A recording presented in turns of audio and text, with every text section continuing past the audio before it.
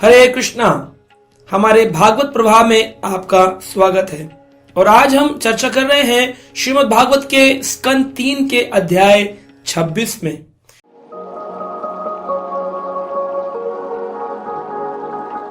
जहां पर विशेष सृष्टि की रचना का वर्णन बड़ी गहराई से किया गया है। तो संक्षिप्त रूप में अगर हम इस अध्याय को सुनना चाहें तो यहां पर एक श्लोक आता है, तीसरे स्कंद के 26वें अध्याय का श्लोक संख्या 71। यथा प्रसुप्तम पुरुषम प्राणेन्द्रियो मनोधिया प्रभवन्ति विना येन न उत्थप्यतुम ओजसा। इसमें कहा गया है यथा प्रसुप्तम पुरुषम, पुरुषम यानी कि भगवान श्री कृष्ण। अगर पर भगवान पुरुष सुप्तम सोए रहेंगे, प्राणेन्द्रियो मनोधिया, तो हमारे मन, हमारी बुद्धि, हमारे प्राण जब तक भगवान को नहीं समझ पाएंगे तो खुद को नहीं समझ पाएंगे। जैसे उदाहरण स्वरूप में अगर मैं अंधेरे में अपने चेहरे को देखना चाहूं तो शीशे में मुझे मेरा चेहरा नहीं दिखेगा, लेकिन वहीं जब सूरज का उदय होगा तो रोशनी के आने पर मैं अपने स्वयं के चेहरे को शीशे में देख पाऊंगा। तो ये सूरज भगवान का हमारे जीवन में आना है।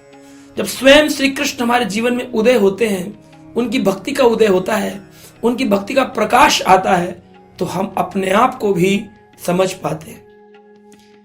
तो इसको कहते हैं before the self realization comes the God's realisation.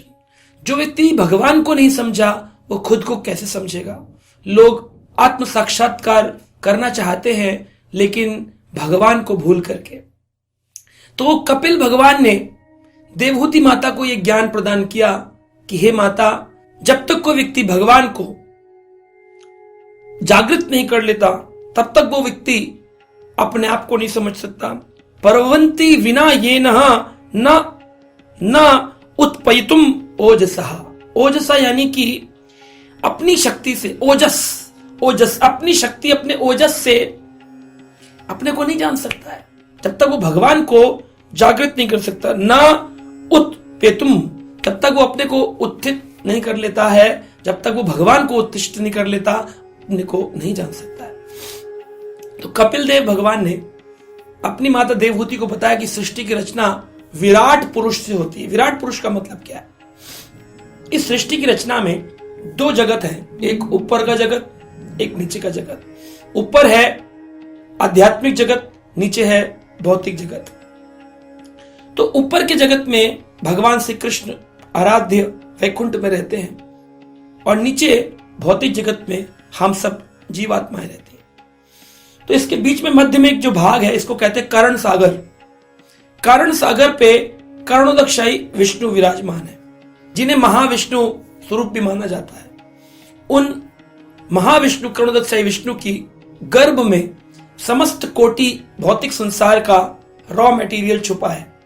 जैसे हम कोई घर का निर्माण करना चाहें तो उस घर के निर्माण के लिए लकड़ी चाहिए, पत्थर चाहिए, रेत चाहिए, स्टोन डस्ट चाहिए, सीमेंट चाहिए, ईंट चाहिए, तब जाकर घर का निर्माण होता है। तो कहते हैं रॉ मटेरियल जब ठेकेदार को दिया जाता है तब मालिक की इच्छा से ठेकेदार उस रॉ मटेरियल से घर का निर्माण करता है। तो भगवान कृष्ण इस ब्रह्मांड के मालिक हैं और ब्रह्मा जी इसके ठेकेदार हैं, निर्माता हैं, विधाता हैं। और कृष्ण की इच्छा अनुसार ब्रह्मा जी सृष्टि का निर्माण करते हैं, लेकिन रॉ मटेरियल कौन देगा? ठेकेदार को, मालिक देगा। तो भगवान कृष्ण ने अपना एक विस्तार किया। कृष्ण से बलराम, बलराम से प्रद्युम्न, अनिरुद्ध, वासुदेव, संकर्षण, संकर्षण से नारायण, नारायण से पुनः प्रद्युम्न, अनिरुद्ध, वासुदेव, संकर्षण, जिन्हें द्वितीय चतुर्व्यूह कहते हैं। संकर्षण से पुनः महाविष्णु, कर्णोदकशाही विष्णु का विस्तार होता है। कर्णोदकशाही विष्णु की गर्भ में सारा रॉ मटेरियल है भौतिक ब्रह्मांड का।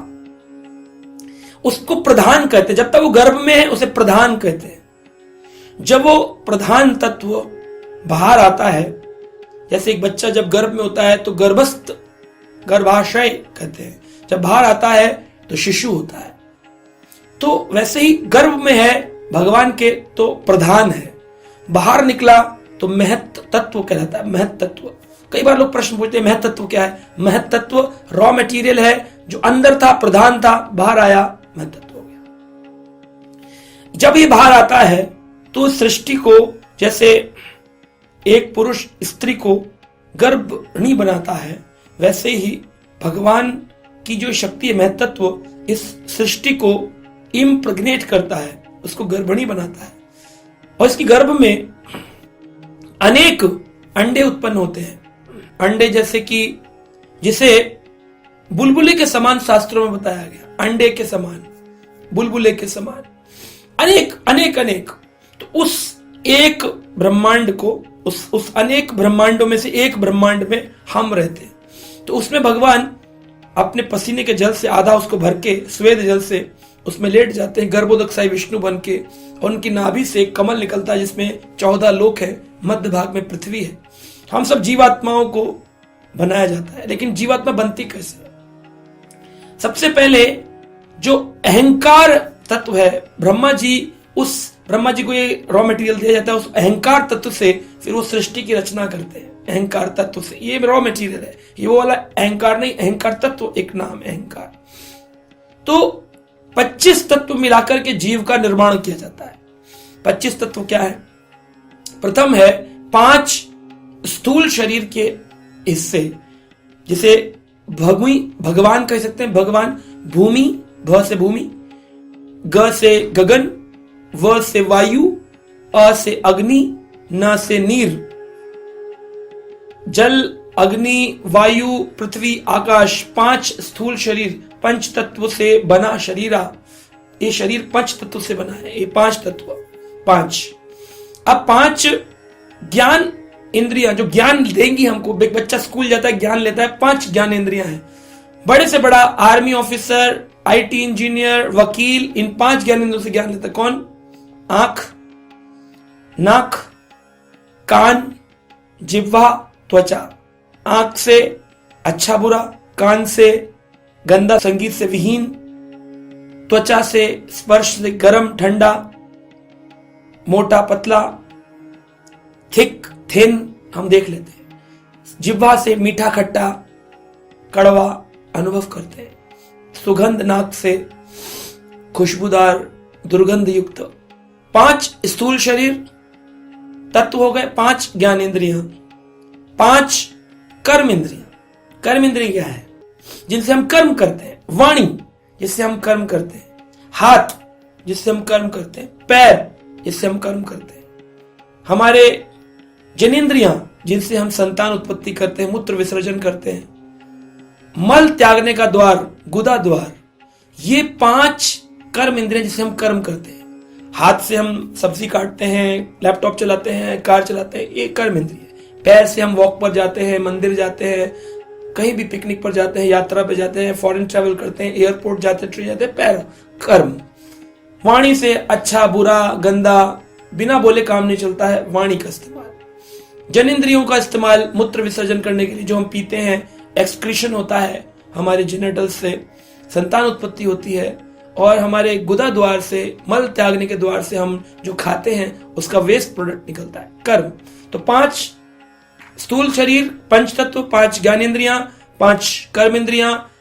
अब आता है कि 5 ज्ञानेंद्रियों के विषय, 5 विषय कहलाते हैं। आंख का विषय रूप, अच्छी चीज देख करके बहुत अच्छा लगता है, सुंदर है बड़ा। छोटे छोटे बच्चे भी बताते हैं, मम्मा आज आप सुंदर लग रही हो, पिताजी आज आप अच्छे लग रहे हो।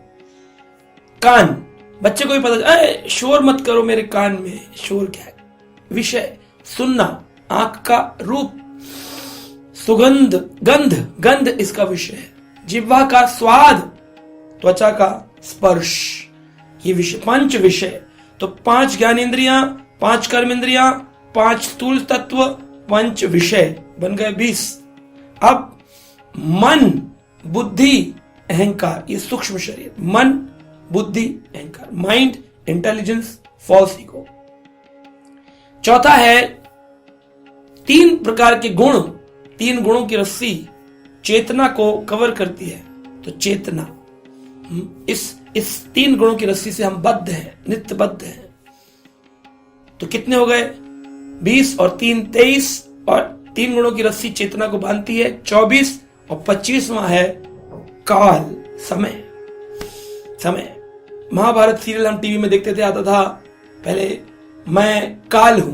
भगवान ने गीता में कहा कालोऽस्मि, मैं काल हूं। 25वां काल, परमात्मा, जो हर जीव के साथ विराजमान है। हम किसी भी योनि में जाएं, हमारे साथ परमात्मा विराजमान है। लेकिन वो कैसे है? इस श्लोक में बताया, कपिल भगवान कहते हैं सुप्तम, सुप्तम पुरुषम, पुरुष सोया हुआ है। भगवान सोते नहीं है, लेकिन भगवान को हमने इग्नोर किया है, तो जीवात्मा के ऊपर जो ये मन बुद्धि अहंकार का आवरण है, ये कभी भी भगवान का दर्शन लेने नहीं देती है। मान लीजिए मैं गाड़ी चला रहा हूं, उस गाड़ी के ऊपर आकर के कोई धूल फेंक दे और मुझे दिखना बंद हो जाए, तो मैं क्या कर सकता हूं?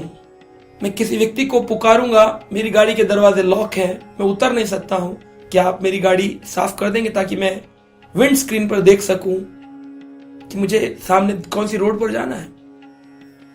तो इस तरह से ये जो हमारे धूल जम गई है मन बुद्धि अहंकार सूक्ष्म शरीर पर, ये हमको दिशा देखने नहीं देती। करना क्या है, करें क्या? तो दूसरे व्यक्ति को बुलाना पड़ता है। दूसरा व्यक्ति कौन है? वह गुरु, वह हमारा टीचर, वो हमारा अध्यापक, वो हमारा शिक्षक जो हमें शिक्षा देता है, और फिर वो हमारी धीरे धीरे साधना भक्ति से इस धूल को हटाता है। धूल हटती है, हमें साफ साफ दिखाई देता है दिशा क्या है, रास्ता कौन सा है। तब जब भगवान प्रकट होते हैं हमारे जीवन में, प्रसन्न होते हैं हमारी साधना से, तो एक ऐसे व्यक्ति को भेजते हैं जो हमें दिशा निर्देशन देता है।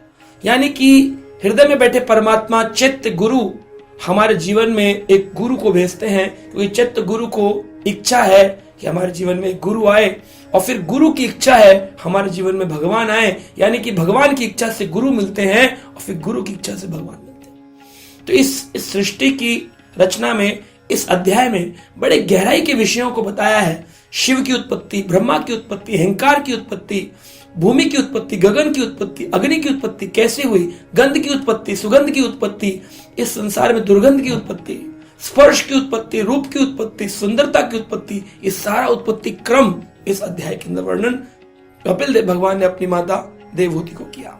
पर इसका मूल हमें जो समझना है इस अध्याय में संक्षिप्त रूप में, कि जब तक भगवान हमसे प्रसन्न नहीं होंगे, हम अपने ओजस से खुद को समझ नहीं सकते। ये सारा ज्ञान हम पढ़ तो सकते हैं, लेकिन समझ नहीं सकते। समझ में आएगा जब पुरुष भगवान हमारे हृदय में है, वो जागृत अवस्था में आएंगे, और वो जागृत आते हैं केवल और केवल हमारी साधना से, हमारे भक्ति से, हमारे प्रयासों से, जो हम भगवान की ओर बढ़ने के लिए करते हैं। आशा करते हैं आप इस अध्याय को समझे होंगे। अगले अध्याय में फिर मुलाकात होगी, तब तक के लिए हरे कृष्णा।